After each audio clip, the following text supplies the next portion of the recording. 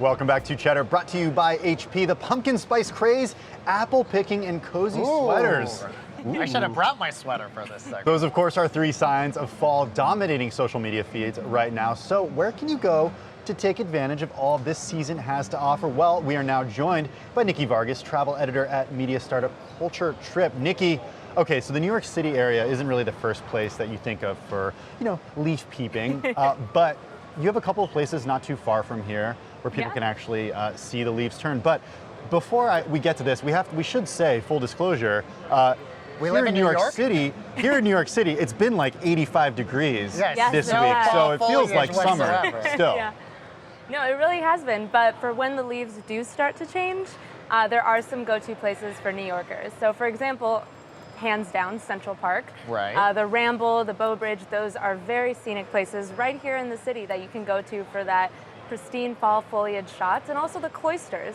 Not a lot of people, and tourists alike, know to visit the cloisters. I'd never been to the cloisters. I thought it was like a terrible a meal that you order somewhere. Yeah. And then all of a sudden my fiance and some friends were like, let's go hike up the cloisters. And I went, it was beautiful. It was really beautiful. Nice. So for those that don't know, the cloisters are almost medieval architecture up in Upper Manhattan, and it is right on the Hudson River, surrounded by gorgeous fall foliage. Right. And it makes for the perfect fall getaway if you can't get out of the city.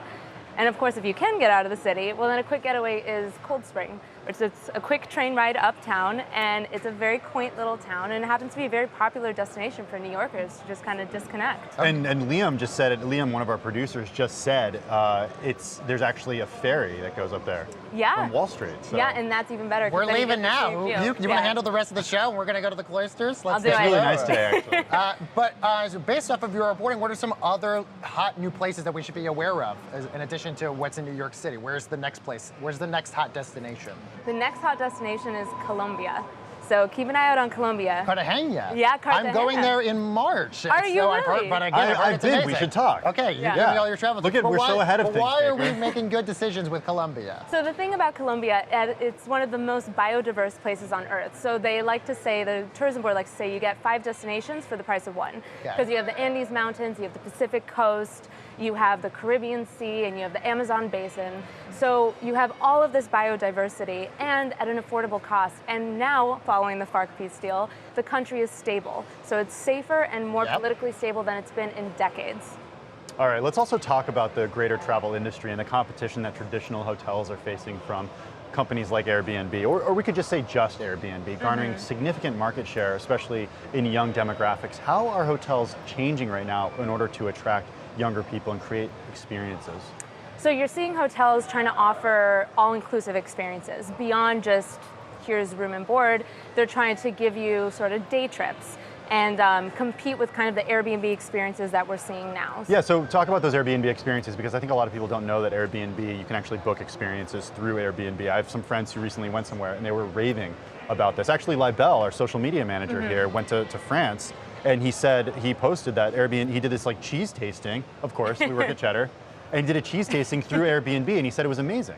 Yeah, so local experiences are key right now, and when people travel, they want to try to get that authentic experience the best that they can. So Airbnb tapped into this larger trend and actually partnered with publications like Vice to give you kind of connections with local people, local artists, local chefs, and there's other companies kind of following in suit. So for example, a company called Viz Eat offers local curated culinary experiences where you can go into the home of someone in Italy and have a family cooked meal.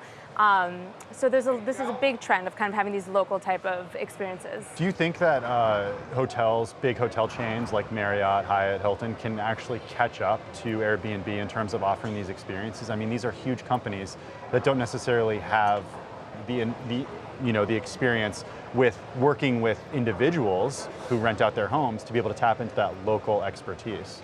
There is a real hurdle to overcome because ultimately these are huge corporations, and when you have something so large scale, that kind of small, authentic feel is lost. But I think as they start to offer more of these experiences and try to connect guests with the local town, they'll be able to get there, but they have their work cut out for them. And one of the other things you've really realized is groups are now, in terms of packaging, groups are now back in, I think people are doing that more often now. Yeah, so group travel. Group travel used to be something primarily thought for the senior traveler. Right. and also family travel. Right. But now companies like Top Deck and Kentucky took group travel and gave it to millennials as an affordable option to see the world. And now women are taking group travel and owning it. So you have companies like Damesley, which is an amazing startup that is offering group travel for professional women that don't exactly fit into the family travel or the millennial travel and are looking for something a little bit more mastering experience with professional experience. So Damesley, for example, offers like wine and design in the Mendoza region of Argentina. And that's a big trend we're seeing. What's really interesting, just to button this up, 64% you guys have, in terms of your statistics, women make up more than half, 64% of travel consumers between the 25 and 39. We are forced to be reckoned Yes, with. you are. You're just a traveling group. That's amazing. All right, Nikki, thanks so much for joining you. us. That's Nikki Vargas. She's travel editor at Culture Trip, joining us live from the floor of the New York Stock Exchange.